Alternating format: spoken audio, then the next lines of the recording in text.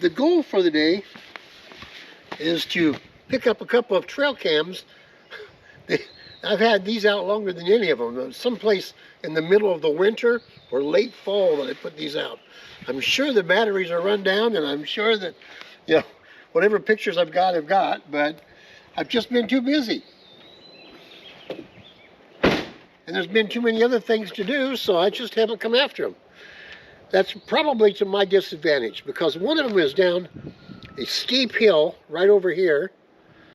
Then I have to come back up and go down that direction.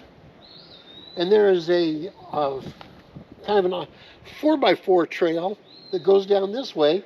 And usually I take it and drive almost down right to the trail cam. But we had a storm a week or two ago, and it knocked down a big tree right over the 4x4 trail. So now I've got to hike down that, you know, and then hike back up again. And I'm not as good at hiking as I used to be. We'll just see what we get to. I've always liked this little spot. It's got a rocky bottom to it, a rocky little stream, a little bit of a waterfall. If we get much rain, there's quite a bit of a waterfall here. Just a really pretty spot. So I think I'll take this spot to start my story for this week. I'm going back in my mind, I've been thinking this week, of when I was in my early 20s at one of my first churches, small, downstate Illinois, southern Illinois, a small church planting project. And we had a small youth group, and I pastored the church, but I also led the youth group, me and a couple of volunteers that helped with me. And one summer, I got this great idea that I would organize 3 camping trips over that summer's time. One in June, one in July, one in August. Any of the youth that wanted to go could go. We'd have it all structured for them. But we were going to the outback, like I'm at right now. We weren't going to where there was electricity or water or restrooms or anything like that. We were going to places that you either had to hike into and set up a little tent, or places you had to boat into and set up a little campsite there. So that was the trick. 3 sites, 1 per month for the summer, for all the youth that wanted to come, all prepared for them and everything. Didn't exactly turn out the way I expected. Guess it's time to start climbing. That's the direction up the first hill we're going to, and then spinning over that way just a little bit. Better grab my backpack and get ready to take off.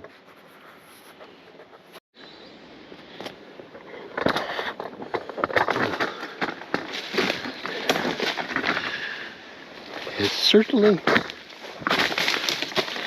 is pretty over this way. No doubt about that. Here's the tree that took out the 4x4 trail.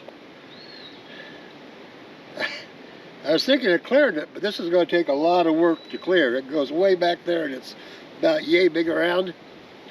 So if I can't get through it, I might as well rest on it a moment and continue my story. I said those 3 camping trips didn't go the way I had planned or hoped for. For one thing, it rained 2 of the 3 trips, pretty good sized storms. And one of the trips, one of the boys kind of came down. We were next to the Lemoyne River, which those in Schuyler County know, Crooked Creek. And he came kind of running down to where the slope was at, where we had permission to camp, and jumped into a wooded or a muddy area there that was, well, he thought it was quicksand.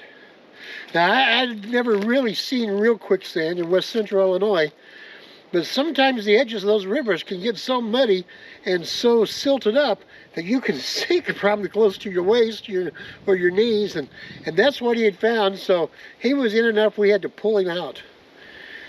And later that night, sure enough, our luck, a storm came up, and I looked out of the tent. It was just evening.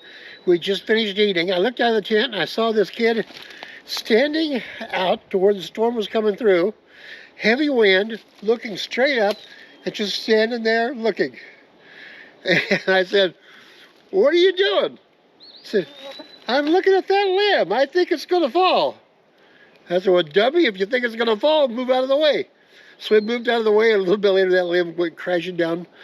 That was the kid that said, we're just like Indiana Jones. We wear nice clothes when we go to church, and then we just go out in the jungle and blaze in adventures during the week. It's the first time I think I've ever been compared to Indiana Jones.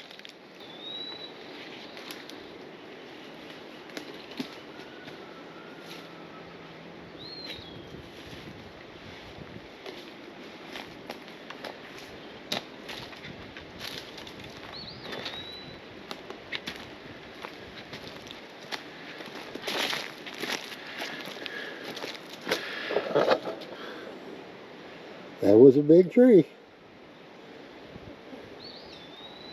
Looks like another one went down that way. I don't know if you can see it on this one camera. And looks like another one went down that way.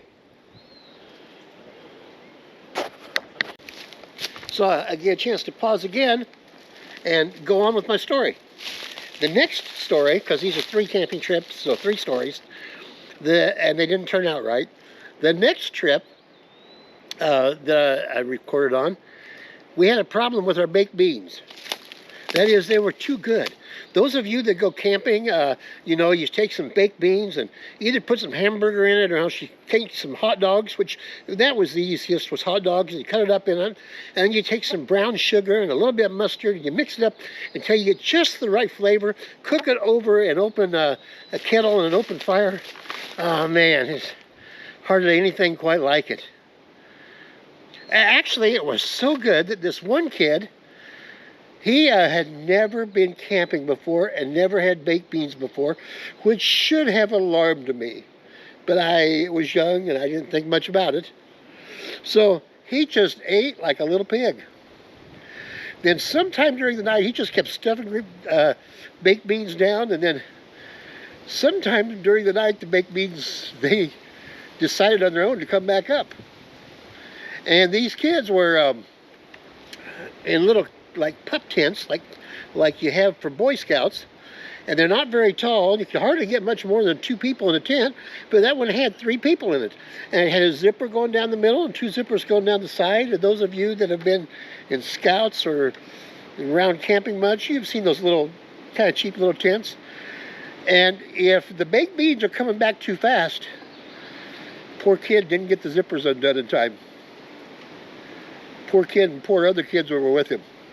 You can just imagine it was quite a bit of cleanup. And you know, I remember all that part. I don't remember exactly how it turned out. You know, I know we cleaned it up. And I know we finished off the night.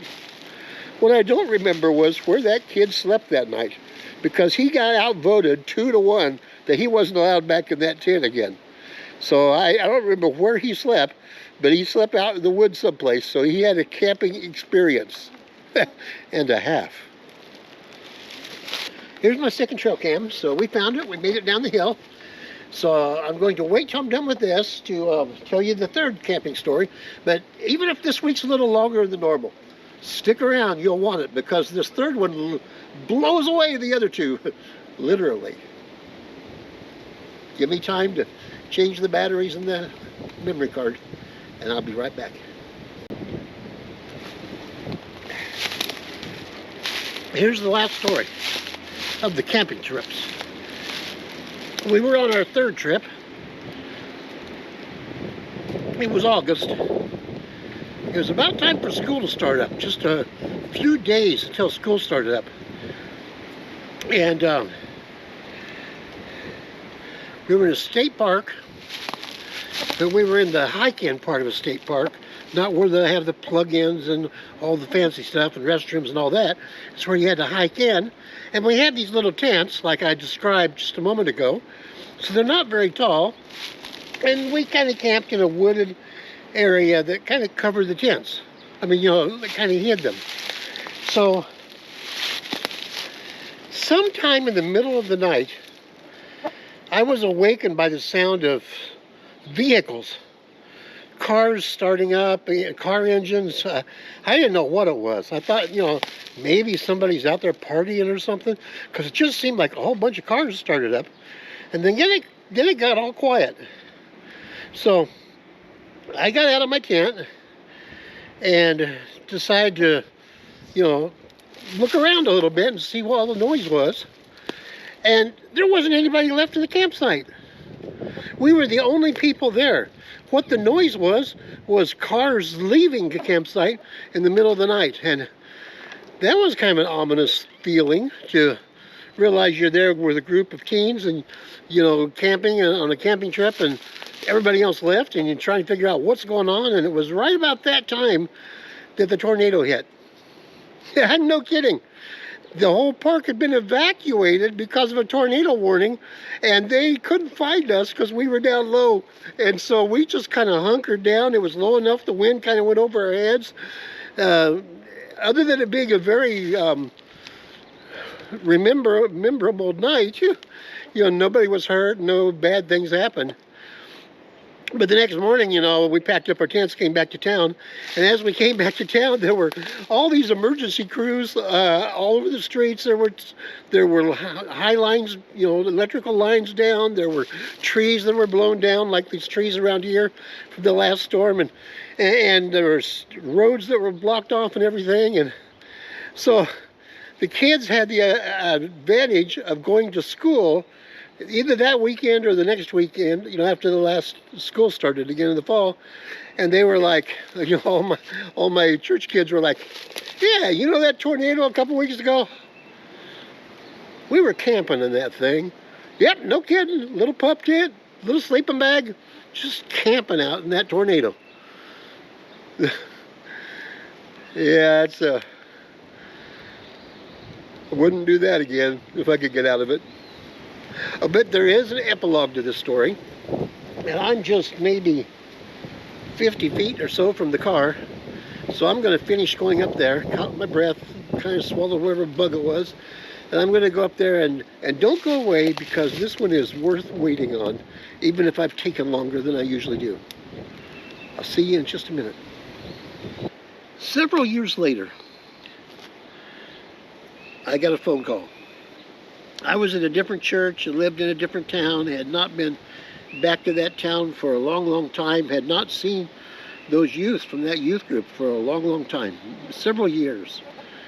And I got this phone call, and it was one of the kids who's a lot older now, one of the kids who had been on those camping trips. And he said, Pastor Rob, I'm in trouble. I need some advice. And I said, well, like what? What's wrong? And he told me what was wrong. He got into some trouble with the police, and the police were coming after him. And he said, I'm afraid, and the police are coming after me, and I don't know what to do. What should I do? And I said, well, where are you at? He said, I'm at my house, in my bedroom. Where are the police at? They're right outside the door. They're knocking on the door trying to get in. I said, look, you got to go with them. You're not going to have a choice on this one. And I could try to see you the next day.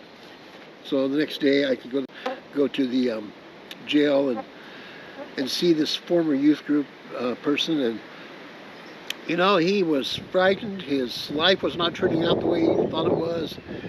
He had known me from years before, didn't know who to call, and he gave his life to Christ that night, or that day. And later he joined the military. I never saw him but a few more times. He was on leave.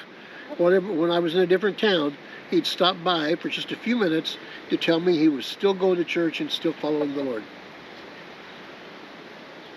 Sometimes the weirdest things turn out to be right in God's plan.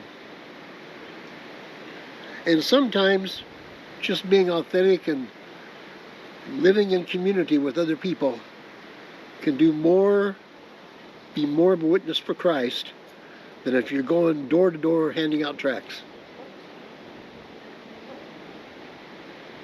Well, I've probably already taken all the time, a whole lot of time up. So I'll just say that The week is nearly over, or half over. We'll soon be worshiping with each other again. I'll be looking forward, and until then, may God bless you, and may God bring something good out of the weird things that happen during the week.